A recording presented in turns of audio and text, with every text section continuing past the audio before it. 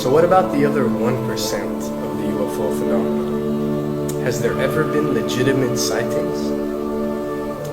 As promised, we're going to cover this 1% in a future episode, but I'll share with you something a wise man once shared with me. Before we should start focusing on dealing with problems outside our world, we should first focus on solving the problems within our world. And before you can start solving problems within your world, you first have to solve problems within yourself and within your surrounding environment of family and friends. So basically what I'm trying to say is that we have priorities that we need to focus on first and foremost so we can successfully build our lives and our minds. Now, it's no secret that the difference between what the government knows about UFOs and aliens and what is shared or released to the public is extremely enormous. And unfortunately, governments and several organizations on Earth are taking advantage of the UFO phenomenon to achieve worldly agendas. So why do we see particle beams, huge ones, firing at things that are, you were saying 200,000 Gs? Yep. I mean, go over that. Well, because I think it's part of a test for if there are bad guys out there. Or maybe they're doing preparations for factions. We may be looking at more than one faction. Remember, these groups tend to fragment. They fractally fragment so that you have wars within wars within wars.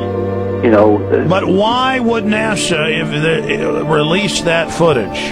Well, remember, you've got all the good guys in NASA, and then you've got a few who are not good guys.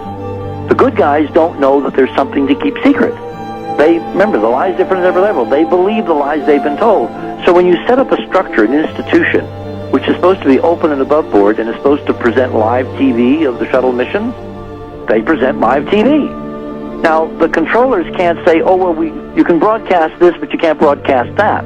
Because the honest guys will then say, sure. Well, why can't we broadcast that? So people always say if this was happening, it would come out, and it is coming out. Well, I mean, I agree with you. When you've got the Catholic Church saying we need to love the aliens, they're our brothers, when you've got every major denomination saying it, when you've got all the movies, and you've got, in the 80s, huge programs at the Olympics with aliens landing, fake aliens, and you've got huge things the size of 3 football fields floating over Dallas, and stuff all over the place.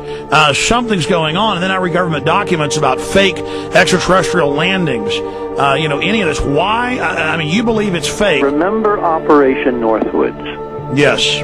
Okay. Or we can go to the, September 11th. Governments do huge, big things to sway populations at key nodal points in history. They love hoaxes.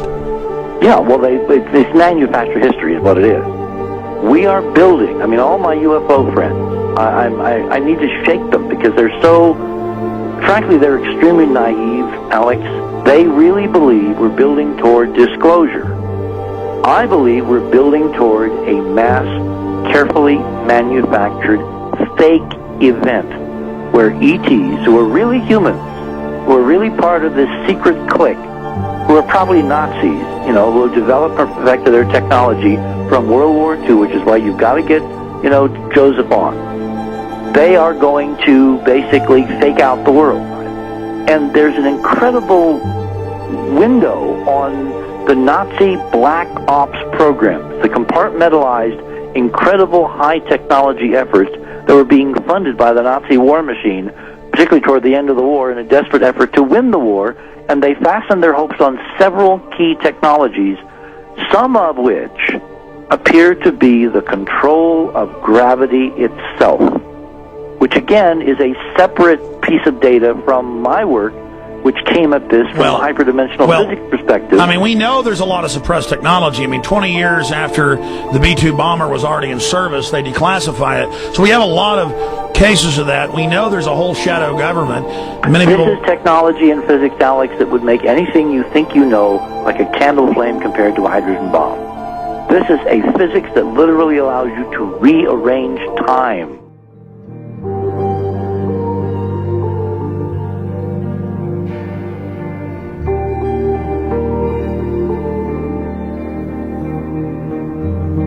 but I mean, imagine you've got all these compartments in these pyramids within pyramids of compartmentalization. That's why that's the New World Order symbol.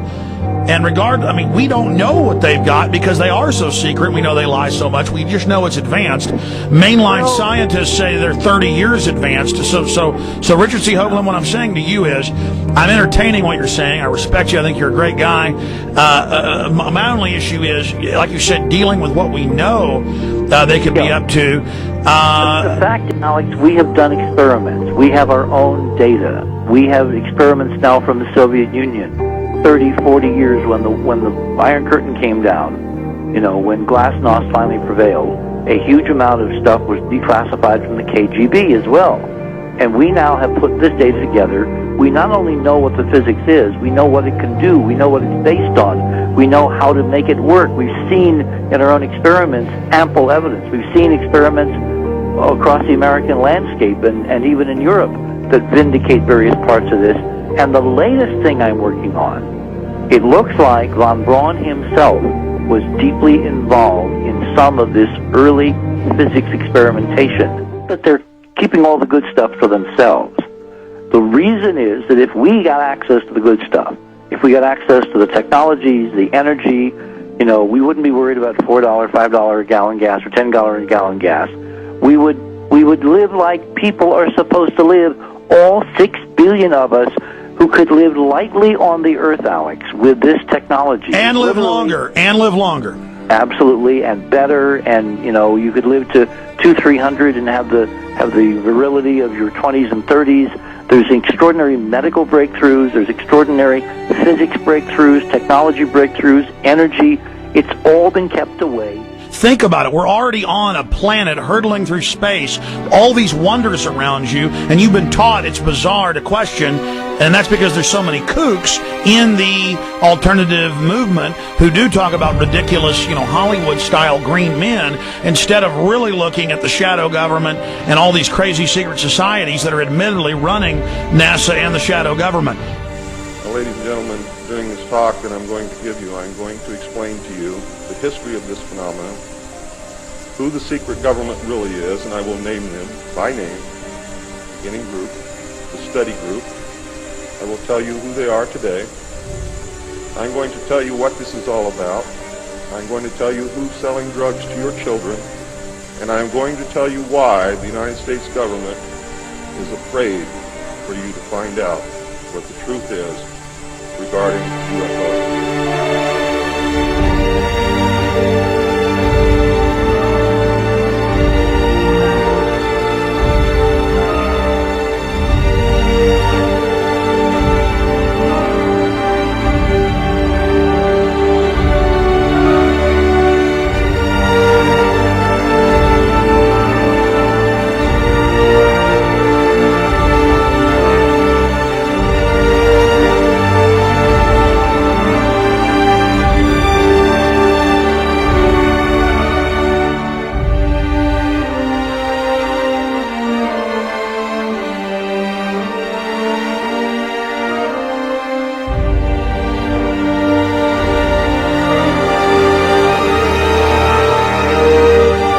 And it turns out that even though she remembered that she'd been part of the team to debrief the astronauts, she couldn't remember a thing that they said. She couldn't remember why she no longer was working with NASA. She couldn't remember. In other words, her memory lapses were enormous, and I don't think they were feigned, because we now found the same pattern in all the flight crews. Because the awful truth, Alex, is they have been brainwashed. They have been mind controlled. They have had a technology, a very sophisticated technology, which took away the real missions that they experienced.